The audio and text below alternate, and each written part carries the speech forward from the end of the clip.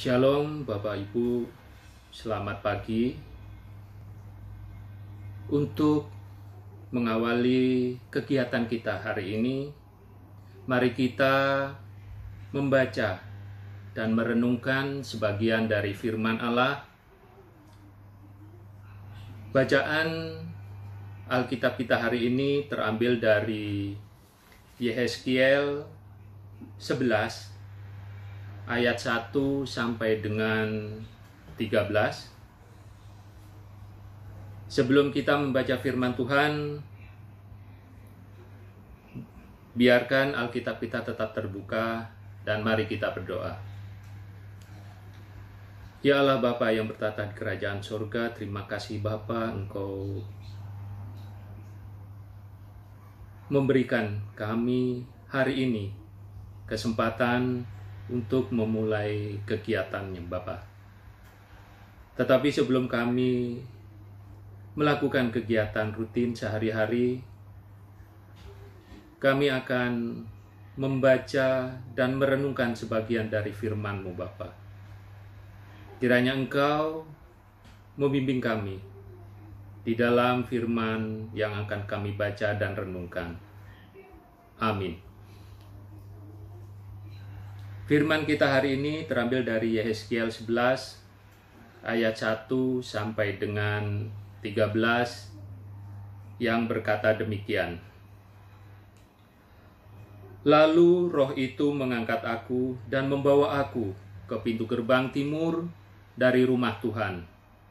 Pintu yang menghadap ke sebelah timur.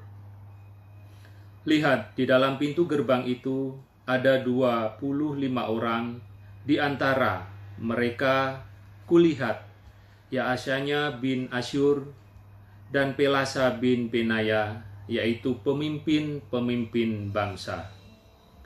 Firman-Nya kepadaku, hai anak manusia, inilah orang-orang yang merancang kedurjanaan dan menaburkan nasihat jahat di kota itu. Yang mengatakan, bukankah belum lama berselang rumah-rumah kita dibangun kembali? Kota inilah periuk dan kita dagingnya. Oleh sebab itu, bernubuatlah melawan mereka, bernubuatlah, hai anak manusia. Maka roh Tuhan meliputi aku dan Tuhan berfirman kepadaku, katakanlah, beginilah firman Tuhan. Kamu berkata-kata begini, hai kaum Israel, dan aku tahu apa yang timbul dalam hatimu. Orang-orang yang kamu bunuh di kota ini bertambah banyak, dan kamu penuhi jalan-jalannya dengan mereka. Oleh sebab itu, beginilah firman Tuhan Allah. Orang-orang yang kamu bunuh di kota ini, merekalah dagingnya, dan kota inilah periuk. Tetapi kamu akan kugiring keluar dari dalamnya. Kamu takut kepada pedang, tetapi aku akan mendatangkan pedang atasmu. Demikianlah firman Tuhan Allah.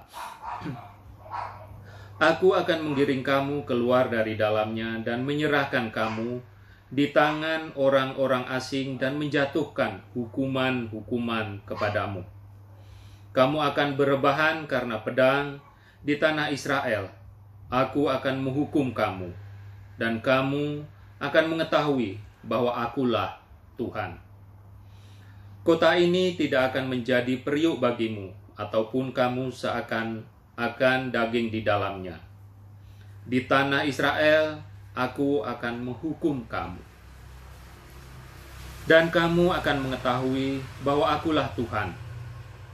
Karena kelakuanmu tidak selaras dengan ketetapan-ketetapanku dan peraturan-peraturanku tidak kamu lakukan.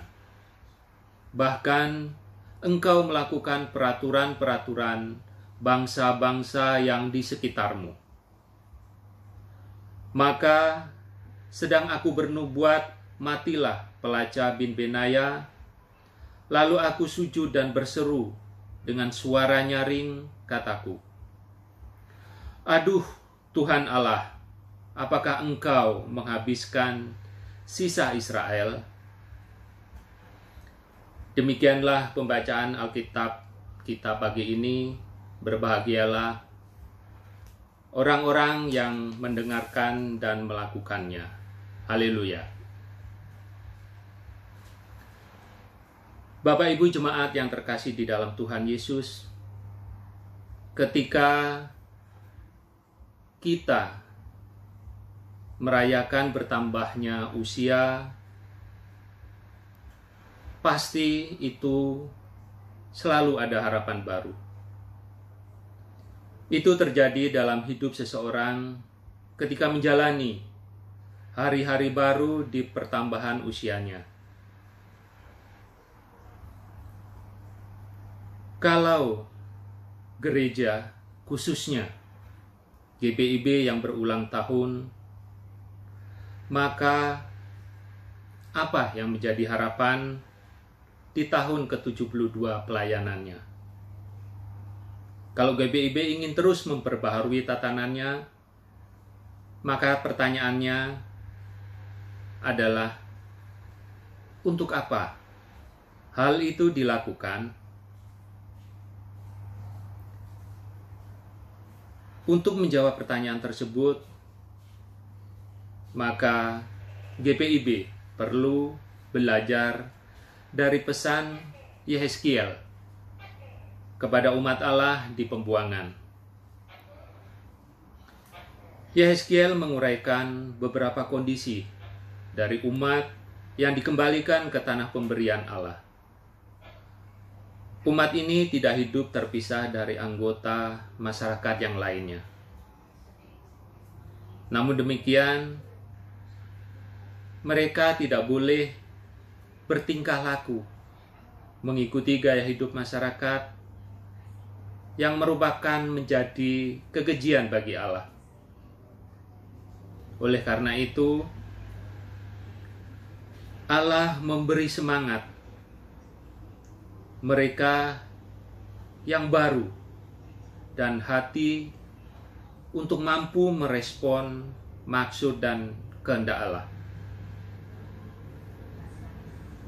Dengan demikian, hidup umat Tuhan didasarkan atas kepatuhan pada ketetapan Allah.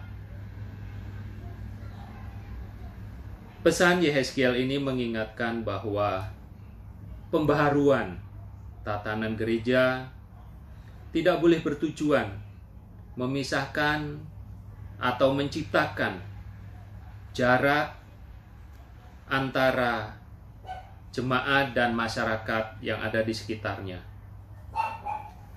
Pembaharuan tatanan harus bertujuan itu untuk merespon kehendak Allah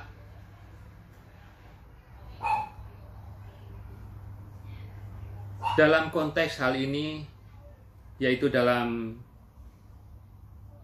negara Indonesia. Kehendak Allah tidak dapat dipisahkan dari panggilan GPIB untuk hadir dan berkarya bagi bangsa ini.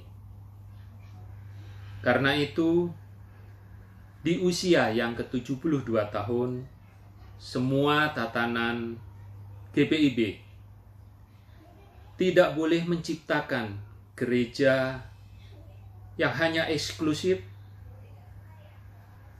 melainkan jemaat yang menghadirkan damai dan sejahtera bagi bangsa Indonesia sebagai bagian dari kehendak Allah.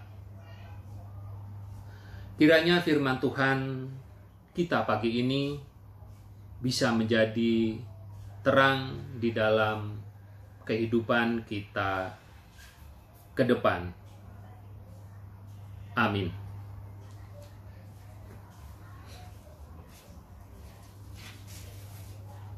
Bapak Ibu, mari kita bersyafaat. Allah Bapa yang bertata di kerajaan surga, terima kasih Bapa, Engkau telah mempersatukan kami pagi ini untuk membaca sebagian dari firman-Mu Bapa. Kiranya Engkau membimbing kami semua supaya kami bisa melakukan firman-Mu di dalam kehidupan kami hari lepas hari. Ya Bapak, kiranya Engkau melindungi dan memberkati Bapak Pendeta Ongki selaku KMJ di dalam pelayanannya dan juga di dalam kehidupannya di tengah-tengah keluarga dan masyarakat Bapak. Kiranya Engkau membimbing Pak Pendeta Ongki di dalam kehidupannya. Ya Bapak, kiranya Engkau memberkati orang-orang yang memimpin negara kami ini di dalam melaksanakan tugas dan kewajibannya Bapa.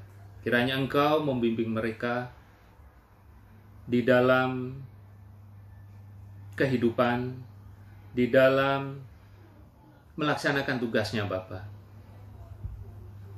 Dan juga kiranya Engkau melindungi masyarakat di tengah-tengah kami selaku jemaat Bapa. Berkati masyarakat yang ada di sekitar kami ini, meskipun kami selalu berbeda pemikiran, tetapi dengan perbedaan ini Engkau mempersatukan kami di dalam kehidupan bermasyarakat, bersosialisasi Bapa. Ya Bapa, kiranya Engkau memberikan satu kesembuhan untuk saudara-saudara kami di jemaat-Mu, yaitu Saudara David Alexander, Saudara Yakob Sampelalong, Saudara Bapak Yahya Sampelalong, Saudari Hanakitu, Bapak Alexander Riasura, Ibu Elinawati J. Herebesi, Ibu Yuliana Manubulu, Oma Leni Leong, Opa Andreas Silaa, Oma Y. Tatuhas Karambut, Oma Mariana Sura, Oma Jin Emanafe, Opa Sukiat, Opa Yance De Aponto. Ya Bapak, kiranya Engkau melindungi saudara-saudara kami, baik di dalam sakit penyakit maupun di dalam pemulihannya Bapa. Kiranya Engkau memberikan satu kesembuhan kepada mereka, karena kami percaya Engkau adalah dokter dan tabib yang terbaik di dalam kehidupan ini untuk mereka semua Bapa.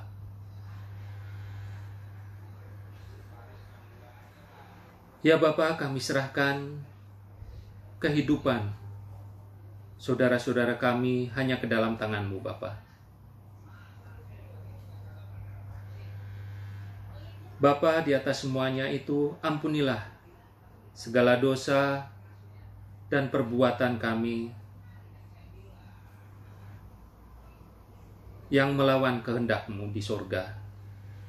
Di dalam nama Tuhan Yesus, kami sudah berdoa dan mengucap syukur. Amin.